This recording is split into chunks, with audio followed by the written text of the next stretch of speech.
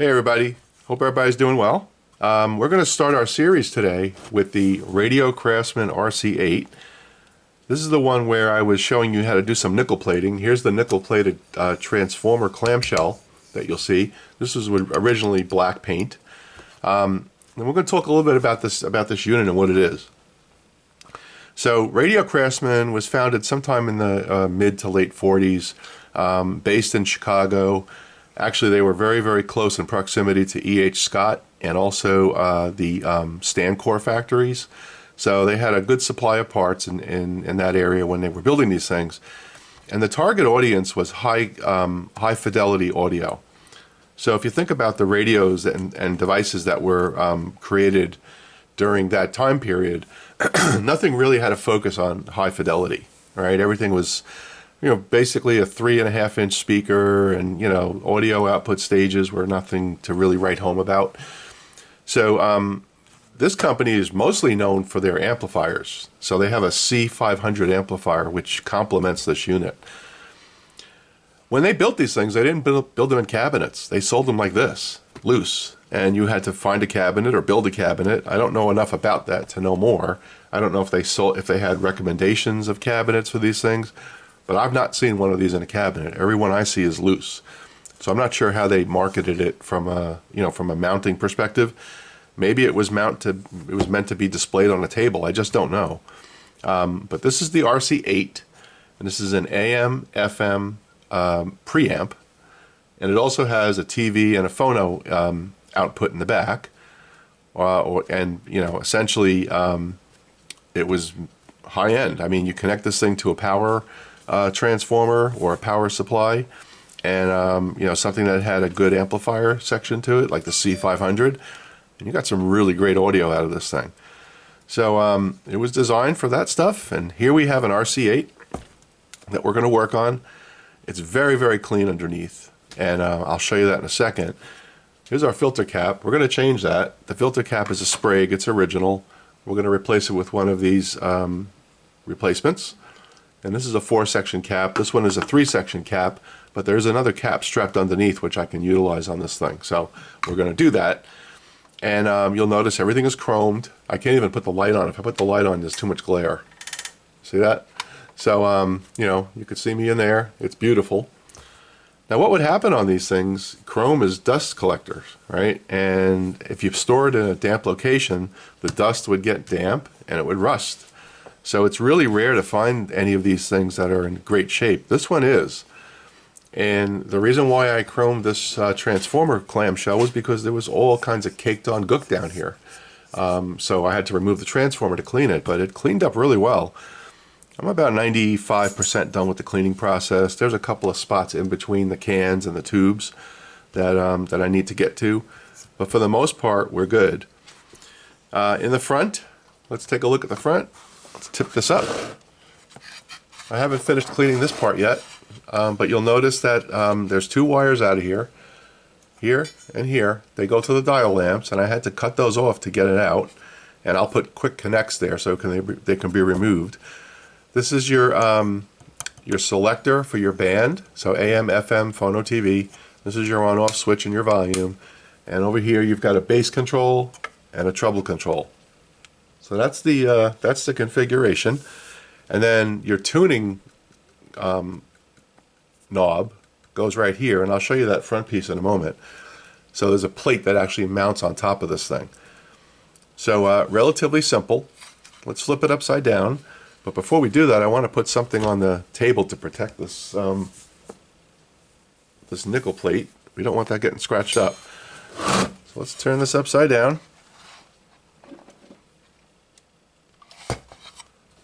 Okay, we'll slide this over here. So you'll see underneath is very, very neat, very well laid out. You'll see there's very good construction on this thing. They've got all of the wires bent at 90-degree angles. They've got this audio cable shielded. Here's our filter cap, and here's the other 20 that we're going to add in. A lot of these components are quality. There's a lot of disc capacitors, which normally don't go bad, so we don't need to change those. We are going to have to change these wax sprays, of course. Those have to go. And it's a relatively well laid out unit. There's really not much to it. Let's put a light on. Here's the transformer that we replaced or put back in. You'll see I've got everything there that needs to be there. There's also 2 accessory outlets in the back, and there's an antenna connection here, right here.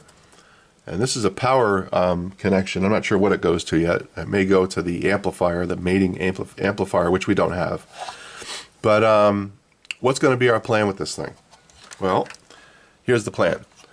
The plan is fix it electronically, right? Which we're close to doing anyway. It actually does work, and I'll demonstrate that for you in a moment.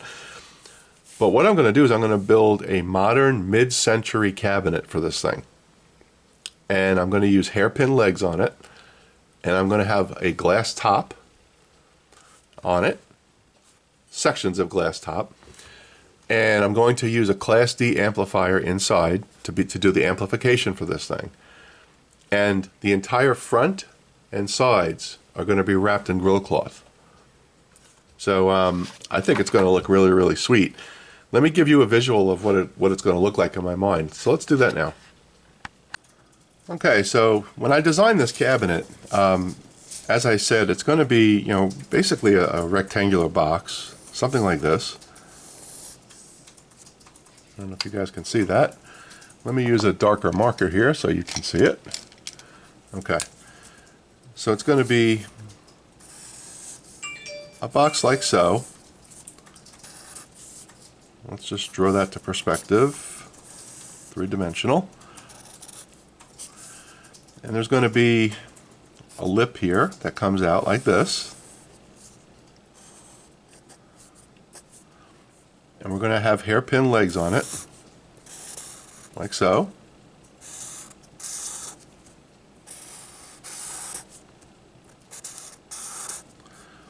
And the top is going to have beveled glass, like this, on the top. And we're going to have a blue light inside. So when you turn this thing on, you're going to see the reflection of the chrome on the blue light on the chrome, and it's going to shine out through the top. All of this here is going to be grill cloth, with the exception of an opening that we're going to need to make here for the tuning dial and for the knobs. Okay? But the knobs are all going to protrude through the grill cloth, like this. So there'll be a nice little frame here. And I'm going to use a modern type grill cloth. And I'm going to have 2 speakers mounted. One's going to be here on the side, and one's going to be on this side. So there's going to be 2 speakers on this thing. And that's what it's going to look like. I expect the measurements to be somewhere around, well, let's see how big this thing is. Let's measure it.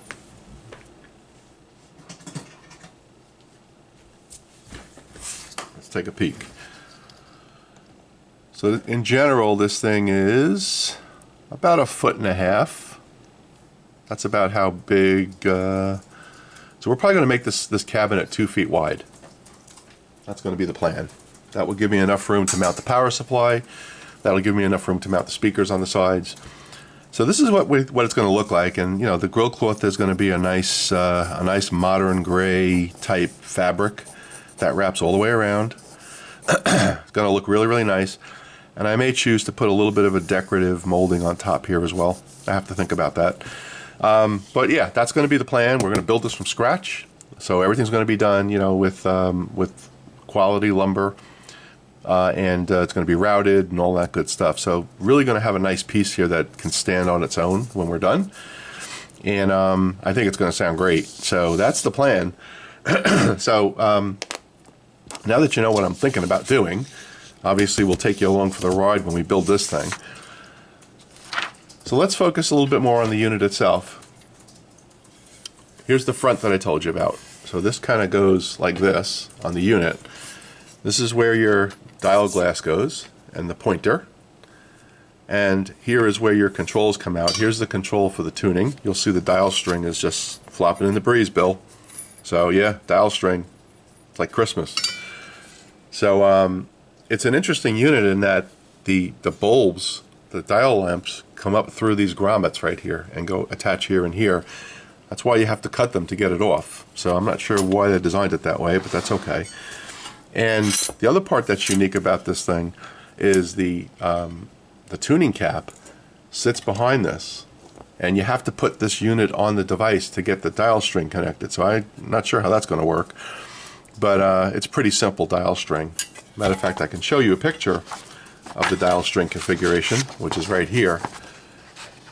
And you'll see there's nothing fancy about this one. It's pretty straightforward. So we won't have any problem with that. But here's our Sam's photo fact on this unit. This is what it looks like when it's new. There's that front cover that I just showed you with the bulbs right here and here.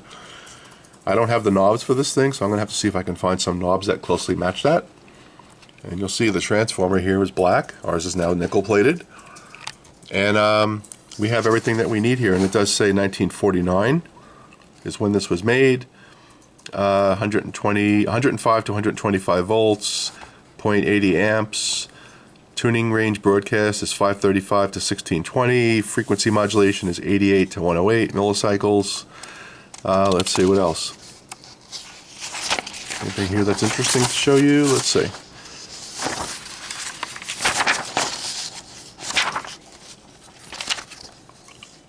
I don't think so. It's got lots and lots and lots of information about the alignment, though, which is good. So let's turn this thing on and play it for you and show you what it sounds like.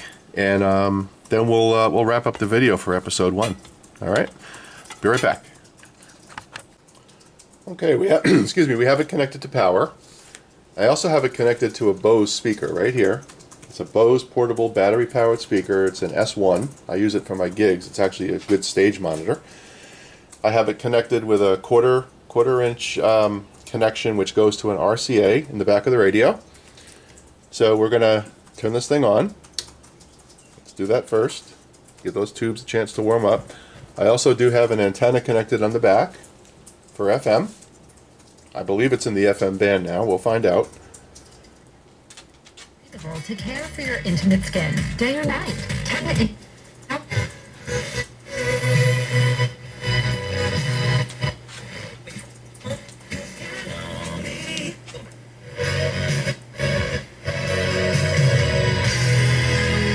Don't want to get a copyright hit.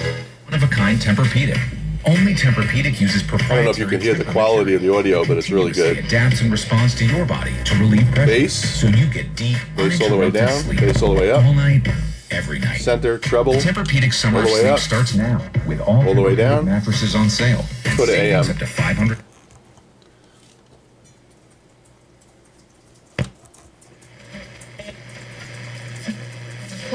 Faded away, but the word of the C-Stream bar.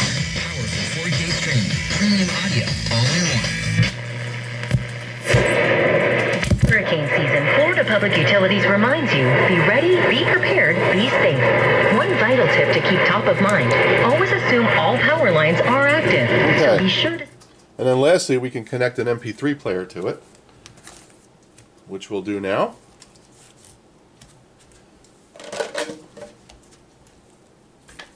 You'll see that sounds really good as well. So let's do that. Don't mind all this real-time stuff here.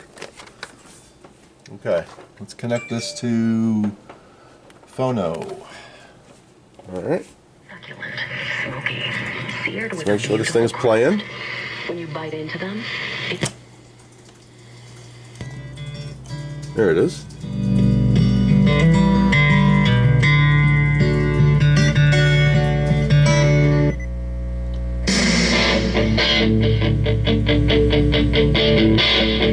I got my first real 6-string. Okay, you get the idea. So she really works well. There's really no major issues with it. I'm just going to get it continued to clean up. I'm going to replace the caps, as I said, and we're going to start working on the case. And that's going to be the fun part of this project. I should note, this is not stereo. This is mono, right? So even though I'm going to put 2 speakers in, it's still going to be a mono set. Okay? But that's okay. we can work some ways around that, I think. The Class D amplifier that I'm going to use can be stereo if I do something there, so I have to look into that, but I'm not really worried about that right now. So the plan is, let's get this thing in tip-top shape, usable, ready to go. Get our front put back on, our dial string, our dial glass, and all that good stuff. Clean the controls, and then we're going to start working on the case itself. So in our next episode, you're going to hear more about the construction of that case. Okay, everybody. I hope everybody's doing well. And make sure you look at my previous video. We're having a giveaway for our 1,000 subscriber milestone. So make sure you go check that out if you haven't done so yet. Okay, everybody have a great day. Thanks.